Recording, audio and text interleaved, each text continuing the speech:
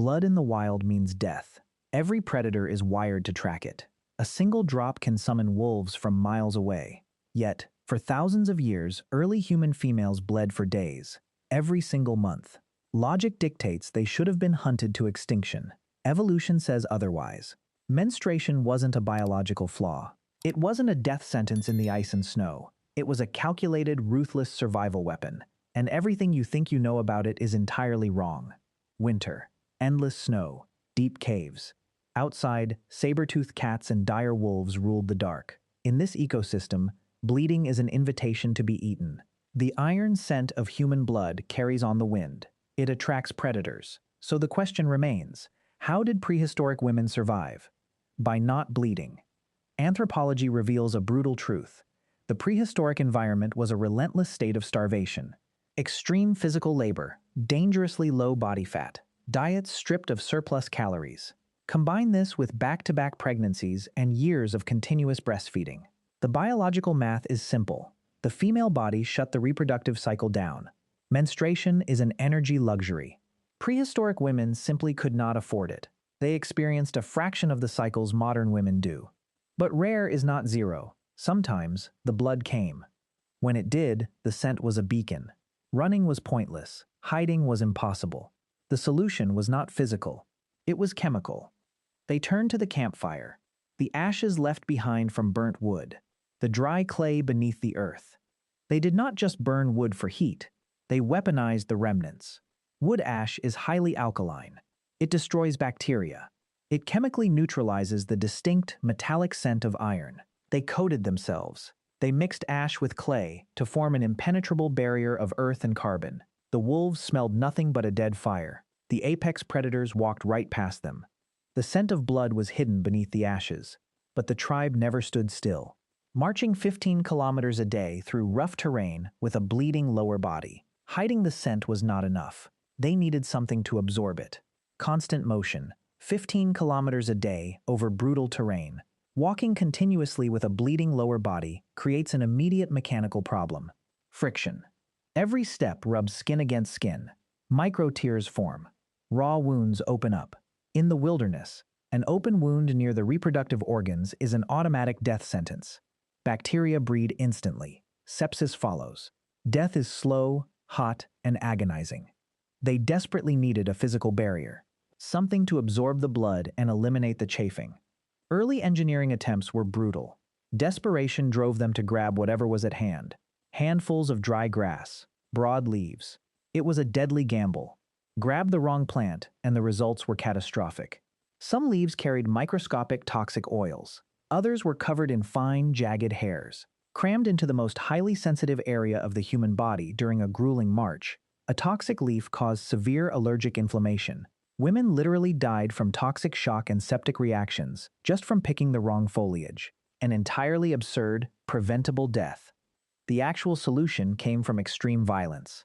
A hunter returns to the camp. His leg is torn open from a dire wolf bite.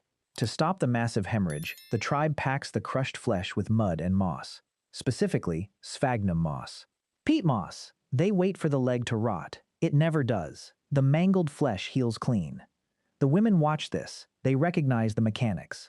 Sphagnum moss acts like a hyper-efficient sponge. It absorbs up to 20 times its own weight in fluid. More importantly, its cellular structure is highly acidic. It creates an active environment where destructive bacteria cannot survive. It is a natural, weaponized antimicrobial dressing. They harvested the moss, dried it by the fire, packed it tight inside folded rabbit pelts or soft, cured animal skins. They tied it securely with thin leather strips. The first sanitary pad was born. Not for comfort, for combat-level wound care. The friction was solved. The peat moss stopped every infection. The physical obstacle was conquered. But another time bomb remained hidden, deep inside the body.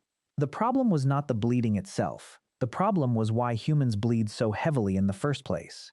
Look at the rest of the mammalian kingdom. Most animals do not bleed.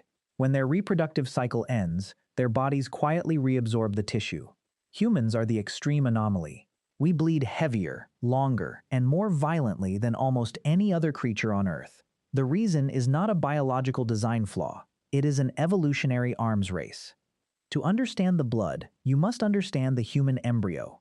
Biology textbooks paint a gentle picture, a fragile seed resting on a soft bed. The reality is microscopic warfare. The human embryo is aggressively invasive. The moment it arrives, it acts like a hostile parasite. It does not sit on the surface. It burrows. It slices through cellular tissue. It actively hunts for maternal arteries. It demands direct, unhindered access to the mother's main blood supply. It will paralyze the mother's blood vessels, locking them open to extract maximum nutrients at all costs. If left entirely unchecked, this relentless invasion would literally drain the mother alive. The female body needed a defense mechanism. It needed a wall. That is what the thick uterine lining actually is. It is not a nurturing, welcoming blanket. It is a highly specialized, tactical shield, a biological blast wall. It is designed to be incredibly difficult to penetrate. It forces the invading embryo into a brutal test of strength.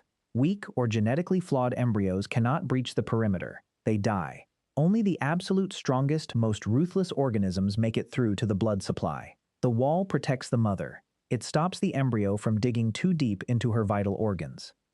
But every month without a pregnancy presents a new crisis.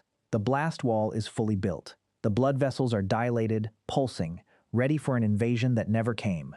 The body cannot just leave it there. A massive, blood-engorged layer of tissue sitting inside the body is a catastrophic infection risk. It is a ticking liability. So, the body executes a scorched earth protocol. It deliberately severs the blood supply to the wall. It starves its own tissue until it dies. Then, it violently flushes the entire battlefield out. The heavy bleeding is not a symptom of vulnerability. It is the fortress actively tearing itself down to prevent internal decay, only to rebuild the armor all over again. The female body is not weak. It is a fortress, forged over millions of years to birth apex predators. Evolution was perfect, until something arrived and permanently shattered that balance. Blood in the wild meant death, but they did not die. From hiding their scent in the ashes to packing peat moss against raw skin, they conquered the physical world. Inside, their bodies waged a microscopic war, a fortress tearing itself down to survive. Menstruation was never an evolutionary mistake. It was the ultimate proof of survival. Prehistoric women used their blood to forge the generation that would dominate the earth. And while they were fighting their own biology, out there, men were dying from much stupider things. Click here, the deadliest meal in human history.